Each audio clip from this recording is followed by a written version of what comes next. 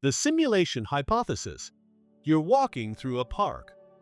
A breeze brushes your skin. You smell fresh cut grass.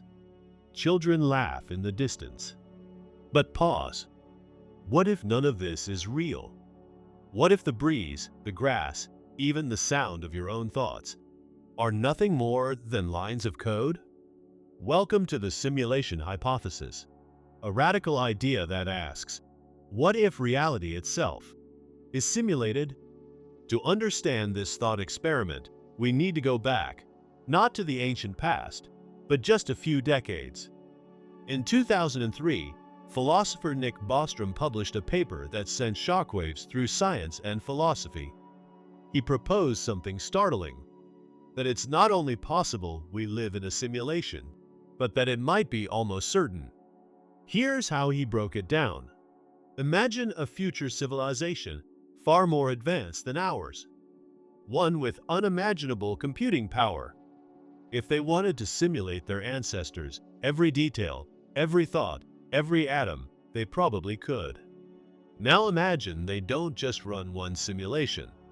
They run thousands, millions, each one with fully conscious beings. Beings like us. If that's possible, then statistically speaking, the odds that you're not in a simulation are almost zero. You are far more likely to be inside one of many simulations than in the single, real universe that created them. This is the simulation hypothesis. Let that sink in. Your friends, your family, your memories, your favorite movie, your heartbreaks, your first kiss, all data. Your brain? A cluster of algorithms. The stars in the night sky? Pixels on a cosmic screen. Disturbing? Absolutely. But it gets weirder. If this is a simulation, who or what built it? Was it an alien civilization? A post-human AI? A bored programmer? And why run it at all? Maybe it's an experiment, a historical archive, a video game for beings beyond comprehension. Maybe they watch us. Maybe they don't. Maybe they've already shut it off. And what about glitches? Déjà vu, Mandela effects, quantum uncertainty. Could these be bugs in the system? Some physicists have even explored whether the universe shows signs of pixelation, tiny patterns that might hint at a digital structure beneath reality. Others point to how math seems to underlie everything, as if the universe was coded, not created. But here's the twist. Even if it is a simulation, how would we ever prove it? We can't step outside the code. We are the code. And yet, you feel real. You cry. You laugh. You love. Your experience feels authentic. Maybe that's all that matters. Or maybe that's exactly what the simulation wants you to believe. Some philosophers argue the simulation hypothesis is unfalsifiable, a cosmic what if with no way to confirm or deny. Others see it as the natural evolution of technology and consciousness, that if intelligence survives long enough, simulations are inevitable, and we might be the proof. Still others reject the idea entirely, not because it's impossible, but because it's too empty, too absurd. But absurdity has never stopped the universe before. So now the question is, if this is a simulation, what do you do? Does it make your life meaningless? Or does it make every moment more precious? If you knew you were living in a simulation, would you live differently? Would you love more fiercely? Speak more honestly? Risk more boldly? Or would you do nothing and wait for the next line of code to execute? In the end, the simulation hypothesis doesn't just ask, is this real? It asks something deeper. If it isn't, what kind of person will you be anyway? Because simulated or not, you are here, now, thinking, feeling, And maybe, just maybe, that's real enough. The Ship of Theseus. You wake up one morning. Same bed. Same room. Same body, or so it seems. You stretch your arms, look in the mirror, and for a moment, something flickers behind your eyes. You look familiar. But are you still you? This is where the Ship of Theseus begins. An ancient thought experiment that asks a deceptively simple question. If every part of you changes, are you still the same person? Let's rewind. The Ship of Theseus was a legendary vessel in Greek mythology, preserved in a museum for generations. As time passed, its wooden planks began to rot. One by one, they were replaced with identical new boards. Eventually, not a single original piece remained. And yet, it was still called the Ship of Theseus. But here's the twist. What if someone gathered all those old, discarded planks and built a new ship from them? Which one is the real Ship of Theseus? The one with new parts but continuous history? Or the one made of original materials but no continuity? This ancient paradox now takes aim at something much more personal. You. Every few years, nearly every cell in your body is replaced. Your memories evolve. Your beliefs shift. Your face ages. Piece by piece, the person you were at birth is gone. Replaced. Transformed. So who are you now? Are you the same self you were 5 years ago? 10? Or are you just a continuation, a copy with new parts? Modern science takes this further. Neuroscience shows that even your brain rewires itself over time. New neural pathways form. Old ones fade. Memories get rewritten every time you recall them. Your self isn't a fixed structure. It's more like a constantly updated file. But if everything changes, what stays the same? Is identity in your DNA? Your memories? Your soul? Or is you just a story your brain keeps telling itself? A useful illusion? Technology complicates things even more. What happens when we can upload consciousness? Transfer memories to machines? Replace limbs, organs, even thoughts? If your mind could live in a digital body, is that still you? If someone cloned your exact brain and memories, is that version of you also you? Or just a well-made imposter? And yet, despite the change, despite the questions, you feel continuous. You still remember your name.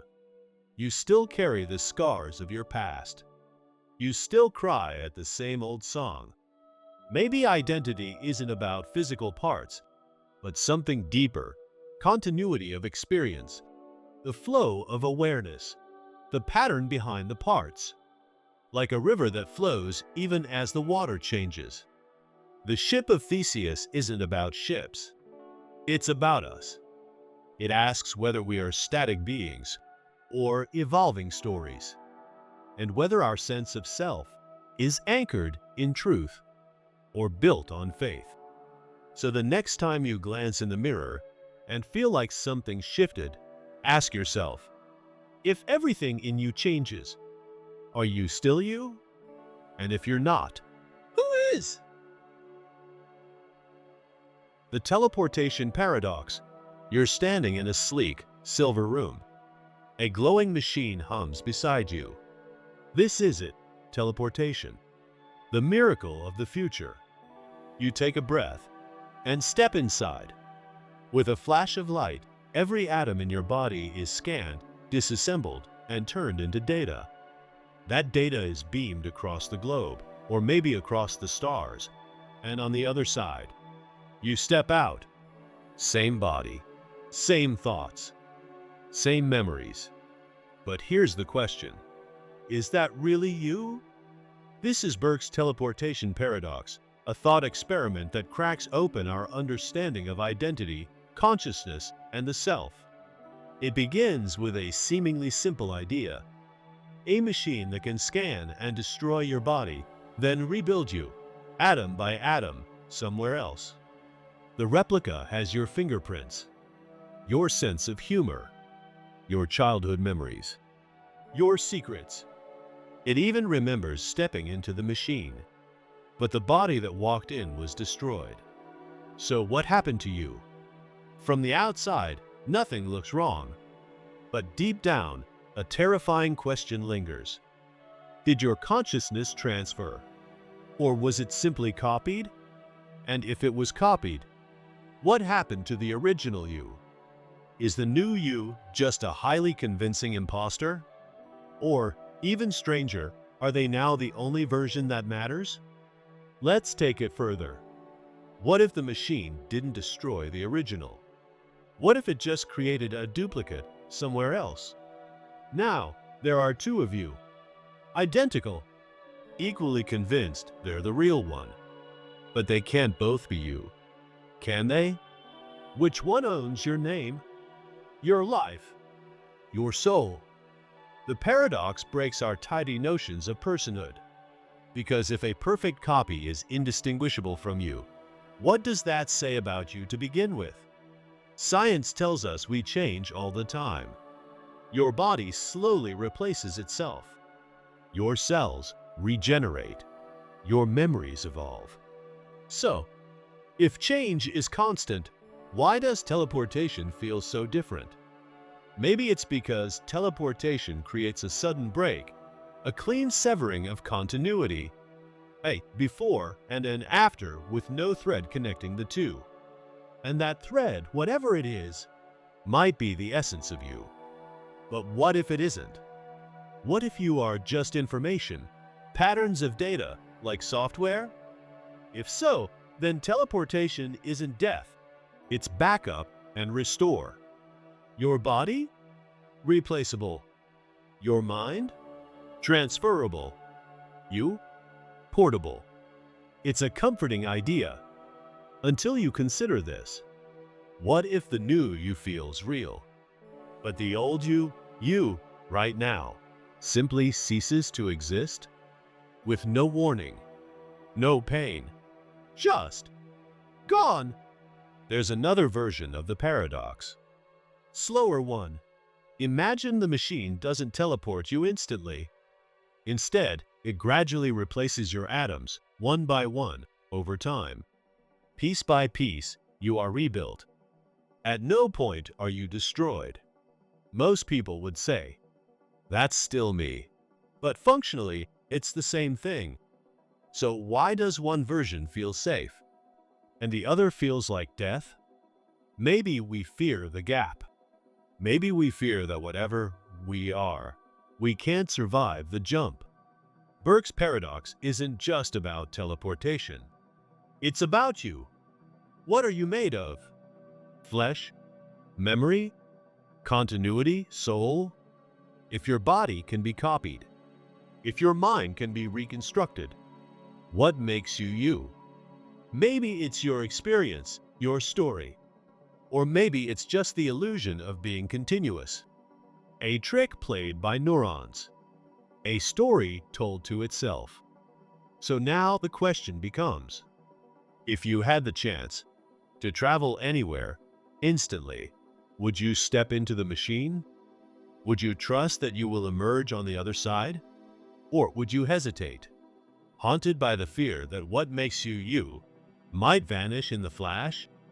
Because maybe the real cost of teleportation isn't where you go, it's who gets left behind. Last Thursdayism did the universe begin.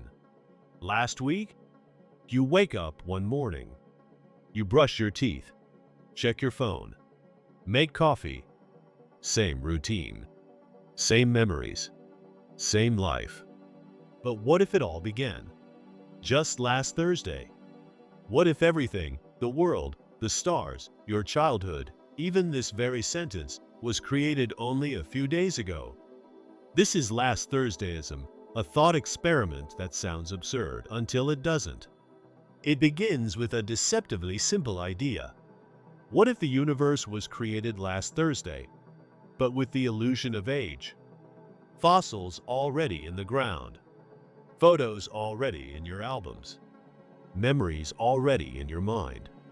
If it's perfectly simulated, if every neuron, every speck of dust, every wrinkle in your bedsheets appears consistent, how would you ever know? You wouldn't. Let's rewind. But last Thursdayism removes religion from the picture. It doesn't say who created the world or why, only when. And that when is very, very recent. Now, here's the unsettling part. If your memories can be fabricated, indistinguishable from real ones, then what is memory? Is it evidence of the past? Or just an internal story your brain plays to create a sense of continuity? Because if last Thursdayism is true, if you were created just last week, then everything you know, everything you feel, even your deepest love, might be a lie. And yet it feels real. So what does that say about reality? What makes something true? Time? Experience? Belief? Some philosophers argue this makes last Thursdayism unfalsifiable. You can't prove or disprove it. No experiment, no telescope, no ancient text can tell you whether the past is real or just convincingly simulated history. But the thought experiment isn't meant to be believed. It's meant to shake you, because it reveals a deeper truth. Our trust in the past is based on faith. Faith in memory. Faith in history. Faith that cause precedes effect. But what if that's an illusion? What if your entire reality is a well-edited file, saved to disk just 7 days ago? This idea isn't about when the world was created. It's about the limits of knowing. It asks, what do you actually know for sure? What part of your identity is provable? And if your past might be fiction, then who are you really? Let's go deeper. Suppose a powerful being or a highly advanced civilization decided to create this universe, fully formed, last Thursday. Would that make your feelings less real? Would your pain still hurt? Would your joy still matter? What if the illusion of the past is indistinguishable from reality? Then isn't the illusion real enough? This is where last Thursdayism begins to sound familiar. It rhymes with the Matrix, with brain in a vat, with the simulation hypothesis. But it's sneakier, because it doesn't need computers, aliens, or vats. Just doubt. Doubt that the past is what it claims to be. So now, the question isn't, did the universe begin last week? The question is, would it change anything if it did? Would you still love? Would you still hope? Would you still try? Because maybe what matters isn't when your story began, but how you choose to live it now. So the next time you see a childhood photo, ask yourself, did this really happen? Or was it just inserted? And if you can't tell the difference, does it even matter? Wigner's friend, when two realities collide. You're in a lab. The lights are dim, the air still. In front of you sits a beam splitter and a single photon, ready for observation. You run the experiment. The photon enters, and in that brief, infinitesimal moment before detection, it exists in a superposition, a ghostly blend of possibilities. It has both passed through and been deflected. Two paths, one particle, both real. You measure the outcome. Click! The detector fires. The superposition collapses. Now the photon has taken a definite path, either left or right. To you, the experiment is complete. Reality has chosen. But someone's watching you. From outside the lab, another observer, Wigner's friend, is monitoring you. To them, until they open the door and ask, you and the photon are still entangled in a quantum cloud of uncertainty. In their eyes, you are now part of the experiment.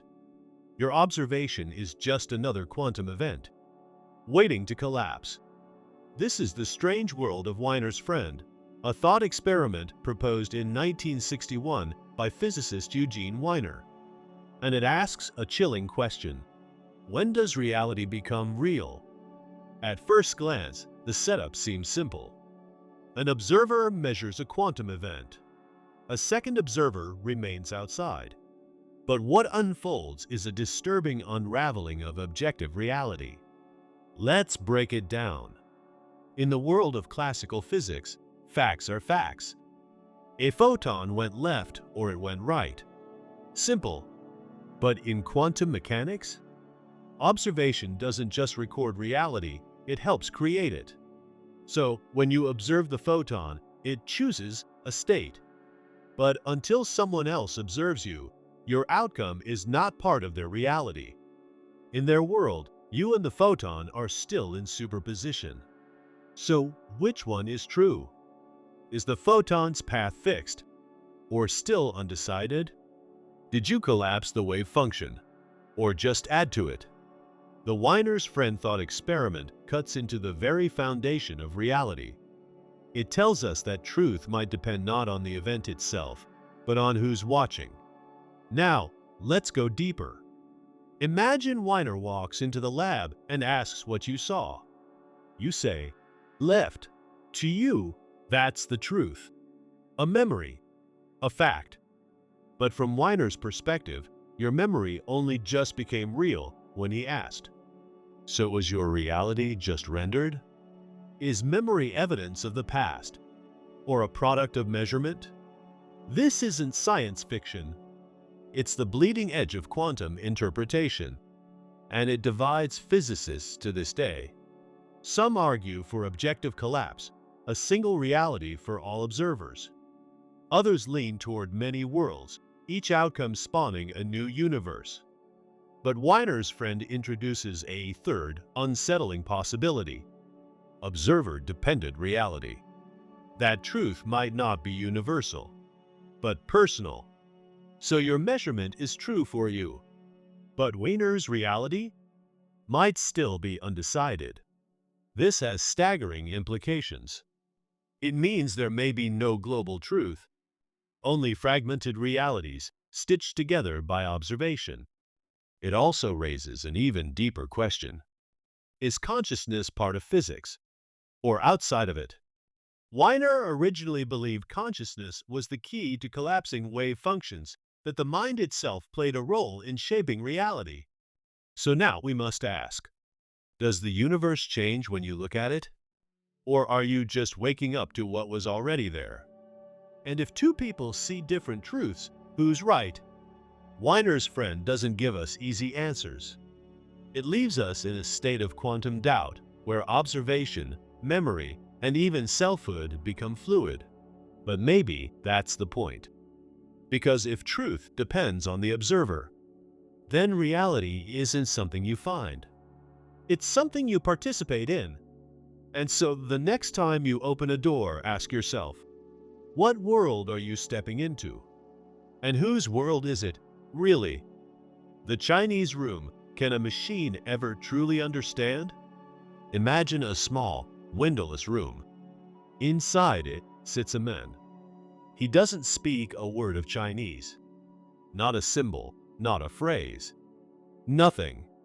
But outside the room, native Chinese speakers slip written notes under the door, questions, stories, conversation starters, all in flawless Mandarin. The man picks them up. He doesn't panic. Instead, he opens a vast instruction manual written in his own language, a rule book filled with detailed directions on what to do with each strange symbol. He doesn't understand the meaning of what he reads. He simply matches shapes, follows rules, step by step. Input, process, output. He finds the corresponding characters, draws them out, and slips his response back through the door. To the people outside, the replies make perfect sense. They're coherent, fluent, natural. To them, whoever is inside must be a native Chinese speaker, maybe even a poet. But here's the twist. He has no idea what he just said. This is the Chinese room, a thought experiment introduced by philosopher John Searle in 1980. And it asks a question that's more relevant now than ever. Can a machine truly understand, or does it only appear to? Let's break it down. In this analogy, the man inside is like a computer. The rulebook? A computer program. And the entire room? An artificial intelligence system. The system doesn't understand the meaning of the questions. It doesn't feel the emotion behind the words. It just follows instructions, manipulating symbols according to rules. From the outside, it seems like it understands. But inside, there's no awareness, no consciousness, no understanding. Just syntax, no semantics. Now, this hits at the core of a much deeper debate. What does it mean to understand something? Is it enough to give the right answers? To sound fluent? To pass a test? Or is understanding something more? Searle's argument is clear. Even if a machine can perfectly mimic human conversation, it doesn't mean it actually knows what it's saying. It's just processing symbols. Like the man in the room.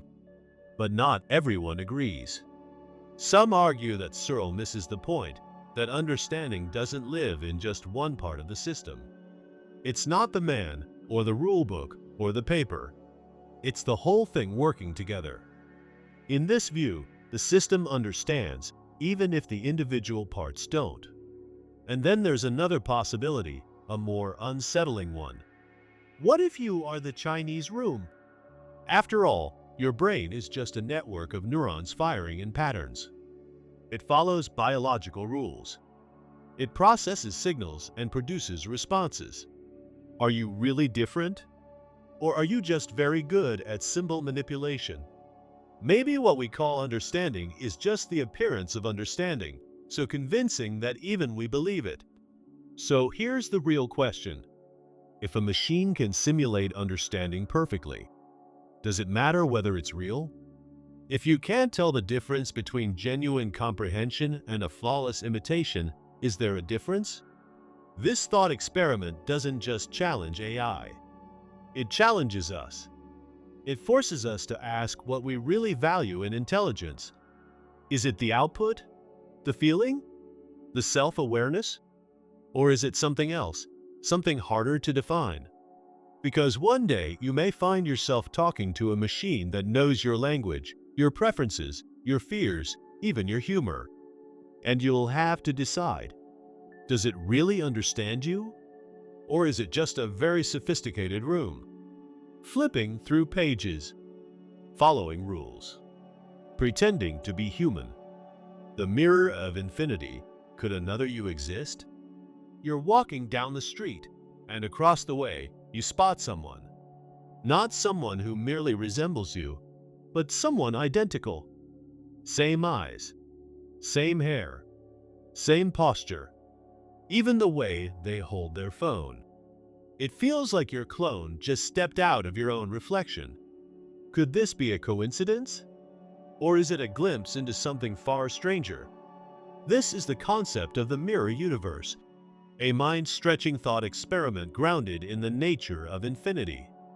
It asks unsettling questions about reality, identity, and the possibility that you might not be unique. Let's begin with the sheer scale of the cosmos. Our observable universe stretches 93 billion light-years across, home to trillions of galaxies, each packed with billions of stars and even more planets. It's nearly impossible to grasp how unfathomably vast that truly is. But here's the twist.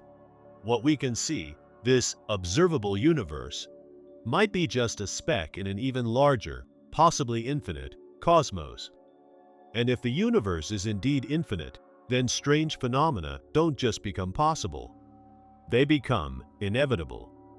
Imagine rolling dice in a limited space. Eventually, you'll exhaust every outcome. But if you have infinite chances, you'll roll the same results again, and again, and again. Now imagine that concept applied to people. In an infinite universe filled with planets, stars, and atoms, the particles will eventually arrange themselves in the exact same way, creating an exact copy of you. This is where the mirror universe idea truly begins. Somewhere out there, possibly unimaginably far, another version of you might exist. Maybe they're sitting in a room that looks exactly like yours, hearing these same words, living this same moment. Or maybe, just slightly different, they took a different job, live in another city, wear their hair a little shorter, smile a little more or less, and for every minor change, there could be countless more. This isn't just sci-fi fantasy. It's a possibility drawn from actual cosmology.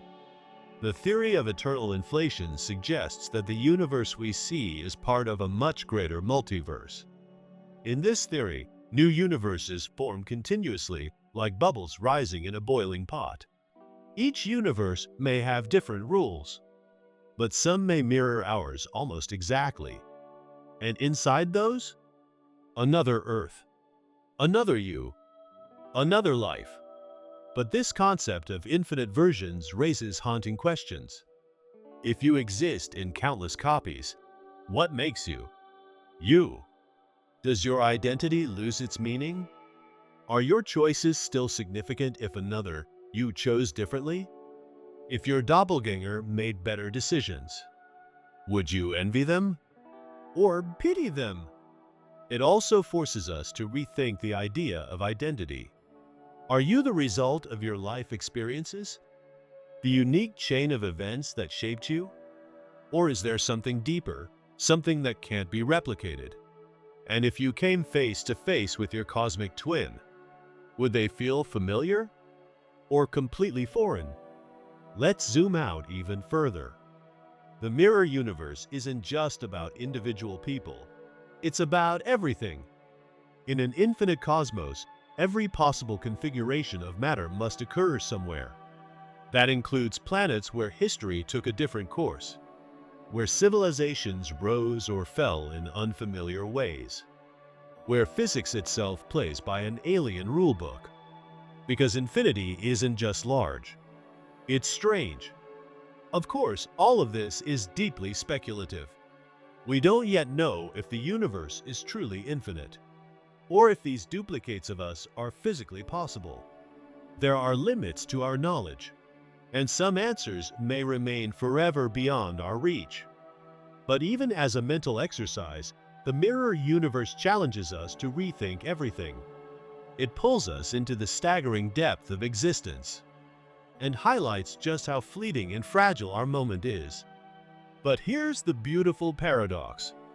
Even if infinite versions of you exist elsewhere, none of them are living this life. This moment, right here, right now, you are the only one experiencing this precise version of reality. So even if another you is out there, maybe, just maybe, they're wondering the same thing. And maybe that's the wonder of the mirror universe.